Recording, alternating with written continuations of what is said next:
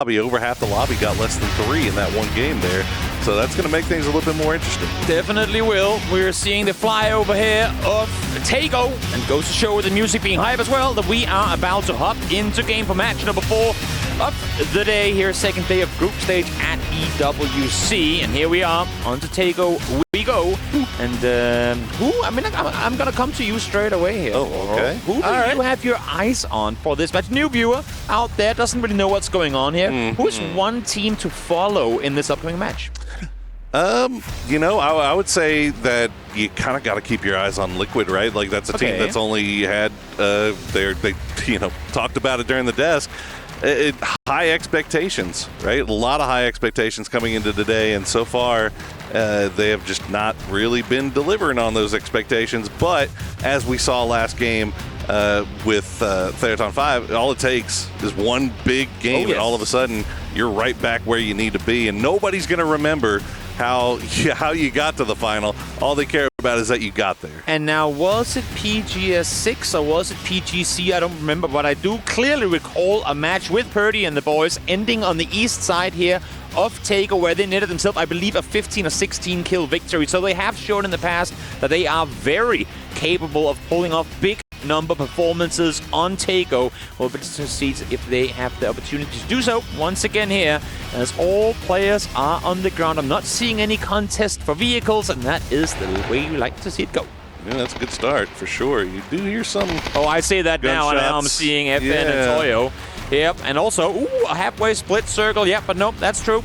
FN saying hello to one of the Toyo players, opted to go for a wide split, and they comes with a price. Yeah, you see the chunky side of this circle is on the north, so I wouldn't be surprised to see most of these teams trying to make their way up there early on. But those that dropped way off down to the south should have plenty of time to loot up, as we have TDT and Navi getting a little bit close to each other. But I think it's, Van, and I'm not sure who that is from Navi. I think it might be Hackatory off the there it is, and there it is. The art of talking too soon. Yeah. It's, It is what it is. Well, I mean, this happened to Navi earlier on Erangel, and they were still able to collect Ferris's blue chip and get him back on his feet. So not all is lost for Navi just yet. It's interesting seeing, I mean, now we just got the last part of that confrontation with Toyo and FN. I would love to see the whole parachute, I mean, not the whole parachuting, but like 5 seconds earlier, simply because was there really no chance for the Toyo player to dip, seeing 4 parachutes that was not his teammates following him? We know there are vehicles around that compound because FN took one of them and drove off.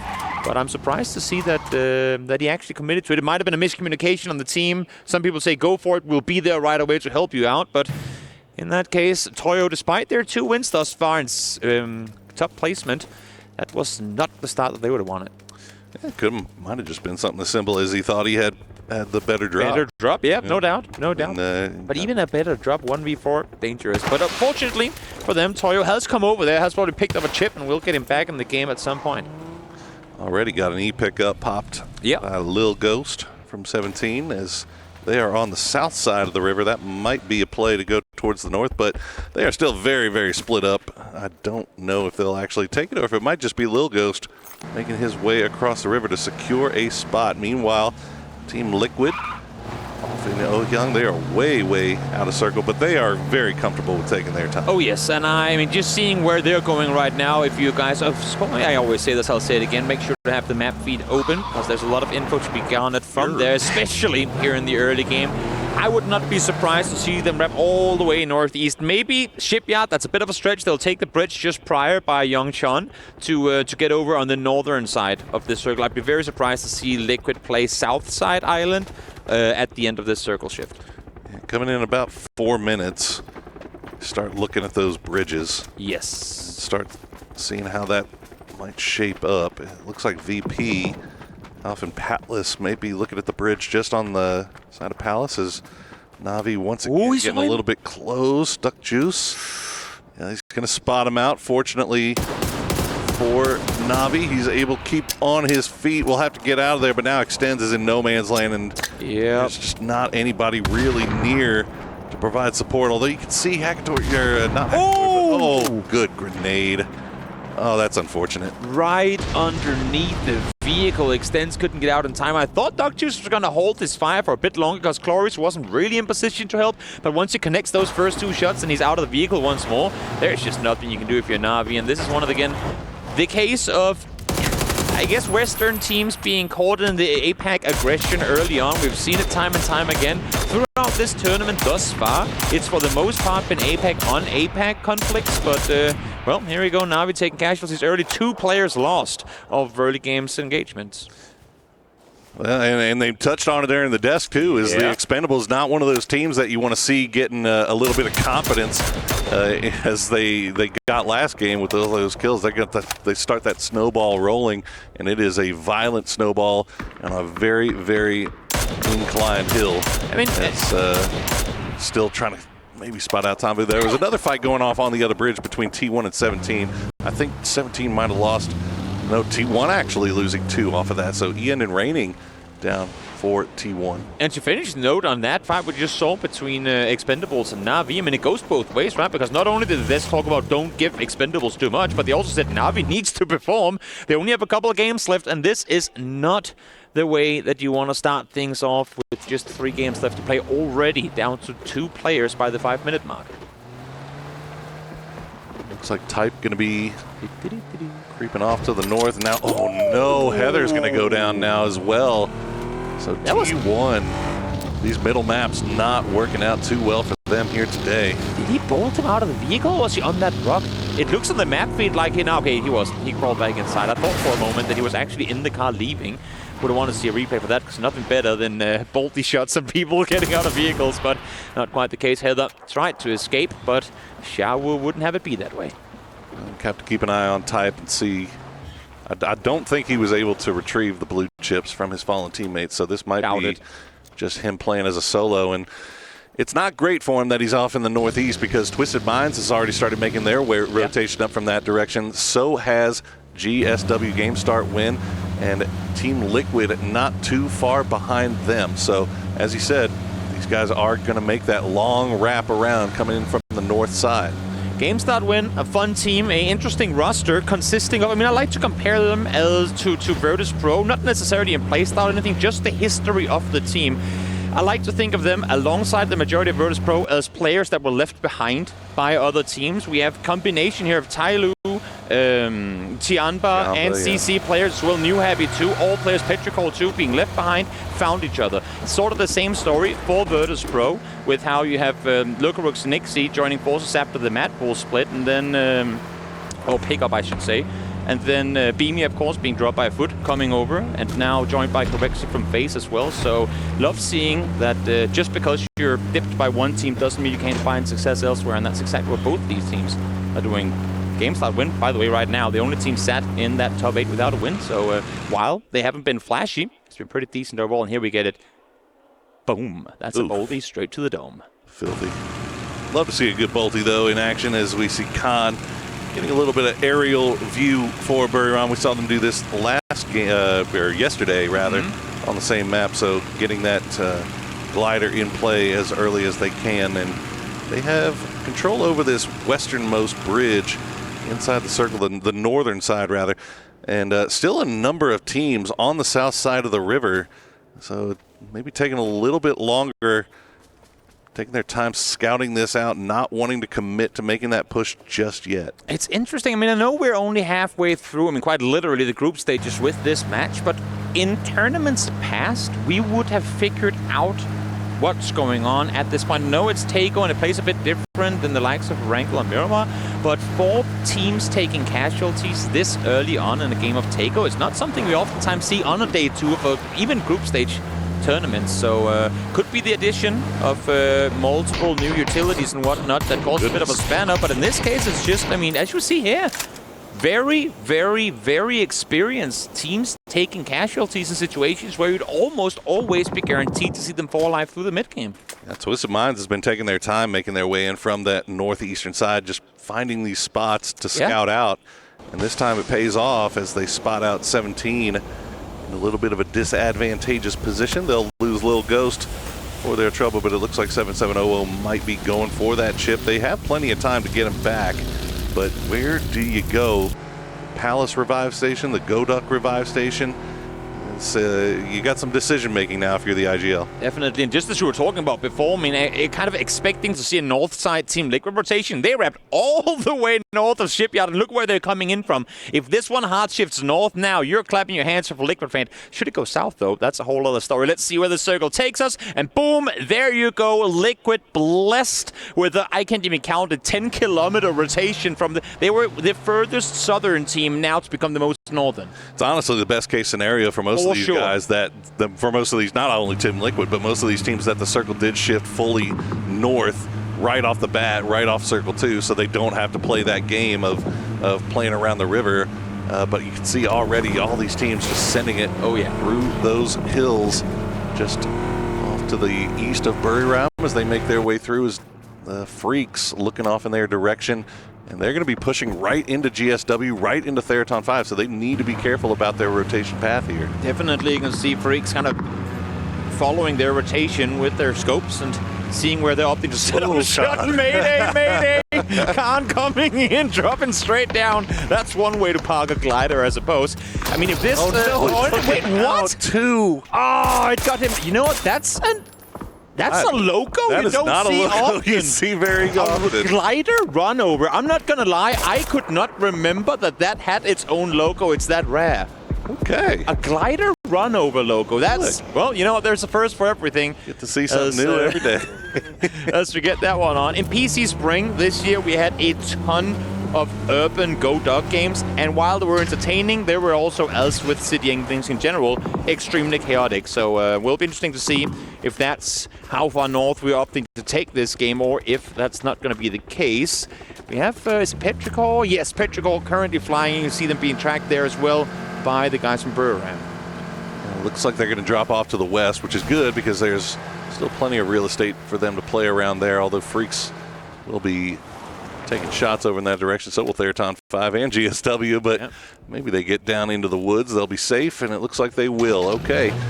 Keeping eyes on Godok, as he said, we saw before, 17 lost one early, thought they picked up the blue chip, but now with that shift, they've kind of just taken over a compound. They haven't been able to go to the city to even try to attempt that revive just because so many teams, as you said, Liquid being one of the biggest ones coming in from the north, kind of cut them off. And the perfect thing for Liquid is because they come in north and now set themselves up on the south side, they know the entire northern portion of the city is theirs for the taking. No one has been backfilling.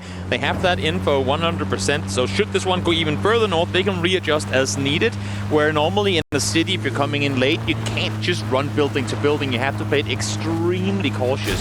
But for Liquid, that's a whole other story. Circle closing in, still 50 seconds to go, and a couple of teams still to make their mind on what they're going to do.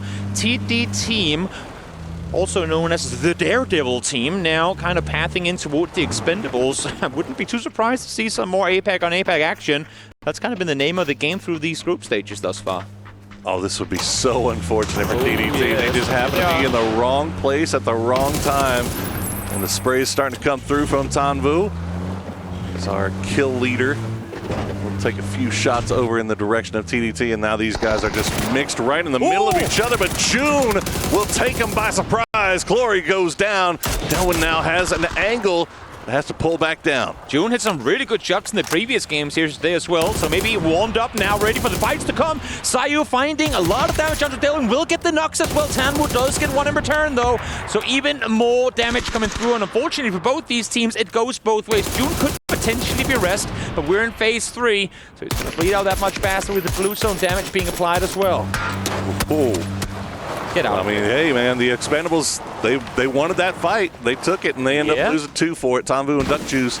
And it looks like they're actually going to stick around a little bit longer and see if they can maybe get an angle. Tanvu has never seen a shot he is afraid of taking. Now, keep in mind that while this looks ugly for Expendables, you're thinking, World Championship team, why are they doing this? As Ades was saying earlier, all you have to do is get top 16, and they are in the final. So they can actually afford doing this. Who you should be worried for is TD team, or the Daredevil team, because they're the ones that need to stay alive and get more points, as we see T1 once again go out very early here. Unfortunate for T1, but they still have two maps on Miramar. Try to right the ship. As we see Toyo going to come right just on the other side of Petrichor Road.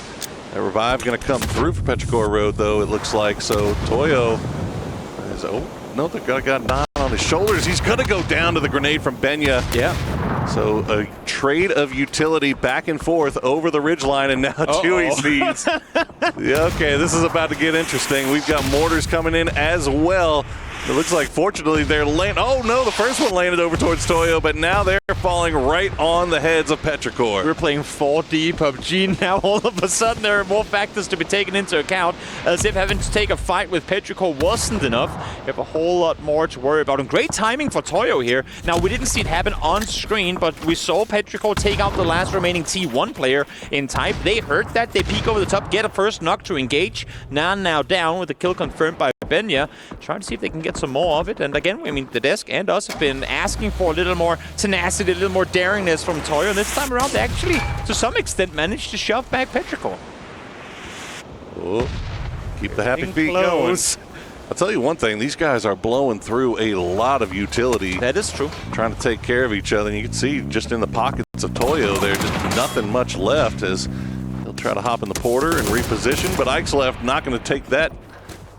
Good counter flash. Lightly, he will take that shot, but not going to find the knock. Toyo just trying to escape at this point. Yeah, I mean, get those engines running. You're at circle center right now. You know there's going to be way more teams looking this way. Should this next circle go your direction too?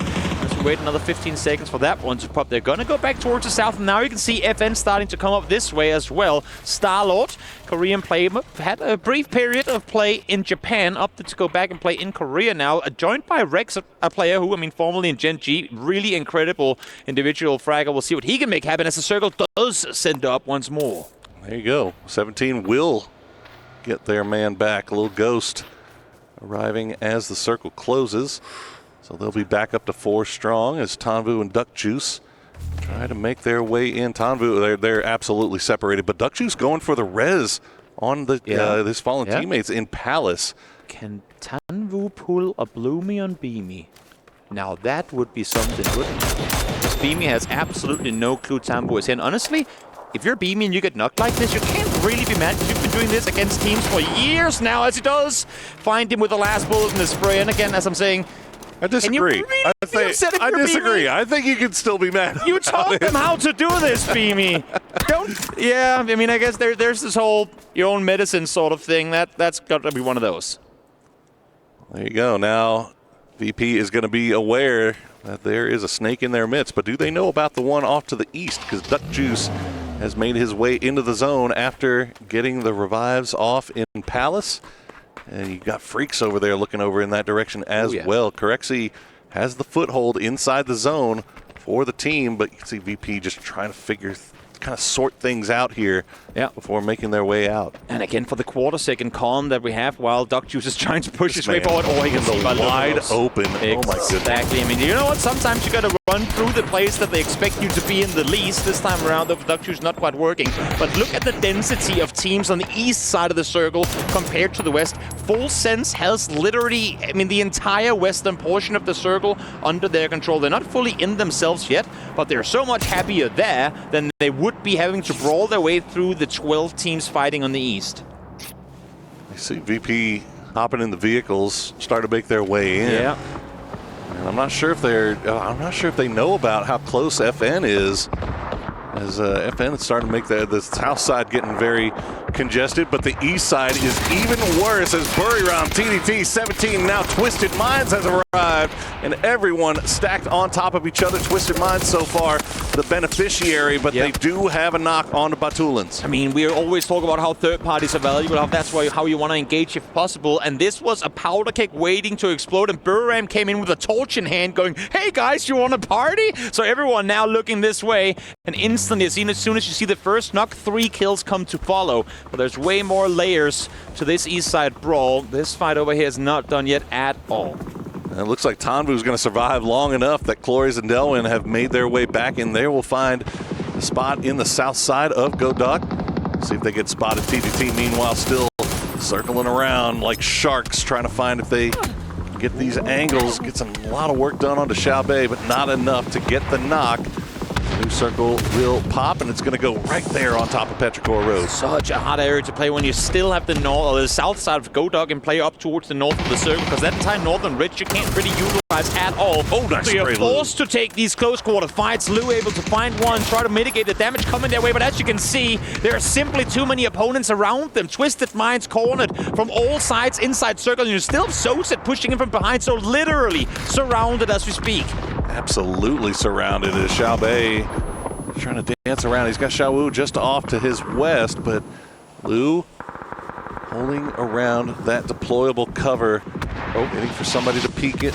Now there's mortars coming in as well to make matters worse. Of course there's worse. mortars coming in. I'm not even sure who's going to be at this time, but Lou down to 29 HP will spot him out. He gets him nicely pushed, but Xiaowu right there to defend his teammate. Great counter, but can you go up and get him back up? You know that TD team is going to peek over the ridge line. He hears them already as well. Nice reactive play from TD team. Oh my! They need something happening, but Xiaowu ain't done just yet. Able to not only get the knock, but the flush as well. Tries to go for the smoke play, but not going to happen. Great reactive play from Yang Yi to throw a nade into that smoke. Knew that would have been his only escape route in that situation. That TD team taking a lot of damage in that, though. Yeah. As they lose a player, and now one is knocked, and you can see Game Start Win already looking over in that direction. So TDT was 4 strong just moments ago in a good position. And now all of a sudden they're floundering a little bit as they try to reset. No, they're going to lose him. Yep, as the east fights come to a bit of an end, the north side fights will pop off once more. Still some players inside of Godog proper that needs to make their way down towards the south. Flory is the last remaining player from Expendables. Has to make his way on. And Navi still in this game despite losing 2 very early on. Soset continues to play in the blue. Fairest was knocked just now. Will die to blue in a second as well. But Clory's near impossible transition for him. Yeah, no, Ranger X is not going to let that happen. Nice grenade. It was just funny watching Sosa. He was making his way in from the northeast, and he just saw all of that. And he was just like, you know what? I'm going to just eat a little bit more blue, a little bit farther south, see if I can survive just a little bit longer. He's chilling. And you know who else is chilling? Star-Lord, because he's in a BRDM. I know. I mean, there's a Panzer. Haven't talked much about FN because there hadn't really been much to talk about. As Deal will put a Panzer right in the window, and he's going to find Zenith and Star-Lord. And yeah, there is just nothing Americana and Rex can do about this. OP things are okay as long as there's a counter, and in this case, the Panzerfaust is the play. Unless if you can get close enough for a C4, of course. But Deal knew exactly what to do against that play, and Star-Lord caught a little bit by surprise there, I'd imagine. Deal tried to make the spray, but the blue zone having just the worst possible time here is Heaven. Okay, that last shot will come in through. 4th Thanadol. Deal getting the confirms on to Star-Lord and Zenith. Virtus.pro will go down as Corexi will succumb to the blue. The new circle has popped, and it's going to leave the city proper, so Theraton 5, Team Liquid, going to have to get on the move. There you go, both of them falling. Great shot by Deal. Close range works out for him as he gets himself the double on his fellow countrymen. Now Rex and Americano, remaining 2 players for FN, try to make something happen. Rex 5 kills already, impressive performance, but I think their days might be counted in this match. Americano still not inside circle and has to try and creep up towards where his teammate has just fallen. So it's going to be a tall order for him to get more going here. Yeah, Full Send trying to exert a lot of control over the southwestern part of this circle. They've sent Thanadol and Belmoth over here to see if they can collect a few more points, while Tigger keeps eyes off to the north, make sure that nobody wraps on them. Human, meanwhile, still dancing around there for Freaks. It has been a slow start for them, but there you go. He will collect that last kill, and that'll give them 4 for the match. And that is 21 points on the day for them. So, yeah, definitely a slow start for a team that we had very high expectations of. And we talk about flexing out and teams staring throughout and doing things. We're seeing exactly, I mean, DN Freaks, despite being just 2 players, they go out, they make space for themselves. They look for these solos, able to find Soset now as well as we get into the top 6. Great play by them as Ixlef peeks on over, finds one former teammate in Ming, takes him down alongside Xiao Tong, and that's Game Start Win out in 6th. Yeah, Petrichor Road starting to get a little bit more active, but Team Liquid starting to do the same as Ixlef will spot out Guman and just pops that boy. Tries to get the flush with the grenade, but they got to be quick about this as, the grenade from Deal going to find him. Now, how much is going to take before Liquid opts to fully engage in this? You can see they're still sprinting towards this ridge line, and I think Joey, he's got to be hearing footsteps on this northern side soon. They're trying to get the res on up for good reason, because Ikeslip you want to keep in the game, but those smokes are heat-seeking indicators of exactly where you want to lob those nades, and that's what they're going to do. Deal able to get one more with a nade, but Alo secures an extra, and that's going to be Petrichor down and out in an attempt to get their captain back on his feet. 6 kills, 750 damage for Deal. Solid. Freaks starting to show up here a little bit, but they are still in a little bit of trouble as Full Send have collected everybody and starting to sweep around on this southern side. They've got a smoke wall. They're going to try to pull around on the edge, but Guman not going to let it happen. Tigger will go down, and Theraton 5 actually finding angles on this from range. So Full Send getting pressed from both sides here. Yep, Deal now been found. I love the way that Liquid is pushing this one very, very kind of according to the book. One holds the flank, 3 guys pushes up slowly, each street being checked second by second as Guman now sawn off in hand tries to squeeze through this smoke. See if he can get a kill on the other side, but that nade should have his name written on it. One more just to be sure. Spots him transitioning, but Belmoth able to get him in the end. Okay, can we get Tigger back on his feet before Team Liquid gets here? No, it does not look like we will, as Belmoth will go down to Sparking, and now Thanadol, the last player left alive for Full Send. That tree, the only thing keeping him alive. Team Liquid doing a good job of sweeping up on the north side and collecting as many points as they can before they eventually have to turn their attention over to Theraton 5. After the artillery comes the foot soldiers. That is the strategy in play here for Team Liquid. So great use of utility. Even if the nades don't hit, they're doing so much to mitigate audio cues and whatnot, and then they come sprinting from multiple angles, so counterplays are practically impossible. Alo, though, trying to sprint back to safety, gets taken down. Great from Thanadol. Double spray transfer takes Purdy out as well. If there's a chance for T5 to make a play, it's now, but they're so split. They're so far off, but here comes Ranger X and Pathampong. They had enough of an angle to at least flush out Alo. So Sparking should be able to stick the res on a Purdycur to get him back up to 3.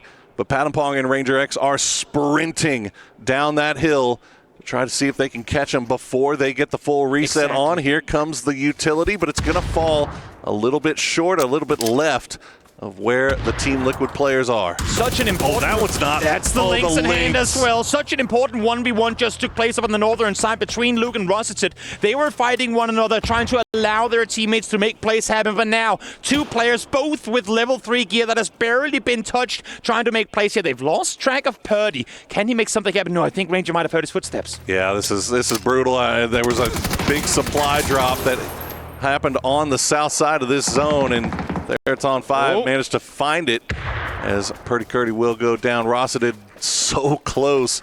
Luke 12 still has a little bit of utility left. They cannot give this man 3 1v1s. Exactly. They have to be cautious about how they approach him. Rossicet has just done an incredible job of keeping Luke at bay, not allowing him to help his teammates, but also not falling while doing so. They cannot, as you're saying, give him 3 1v1s now. They know exactly where they have him. They're playing cat and mouse right now, and it's 3 cats against 1 mouse, and it's going to be the boys from Theraton 5 out victorious here on Tago. I'm telling you, man, Theraton 5 and the middle maps, the Rondos, the Tagos, they seem to find success there more often than most, and that is 2 in a row for them. On they didn't get the win on Rondo, but I mean, I think they got like 17 kills or something like that. So this is a good come up, a good glow up for Theraton 5 here in the middle of the day. Definitely, and it looked great as well here in the end of it. They had a perfect understanding of how to play out that end game against a team like Liquid, who are very good at closing out games in the end. Liquid could have desperately used that win, but that still steps in the right direction for a team that's had a very slow start. Now they got 2 more chances on Miramar to try to take that momentum that they've earned here on Tago and make something of themselves. Hope to see it happen. Smart place in the early game, transitions into a lot of points in the late game. And for the rest of the gang, I mean, that was just such a cluster on the southern side of the circle, but so be it.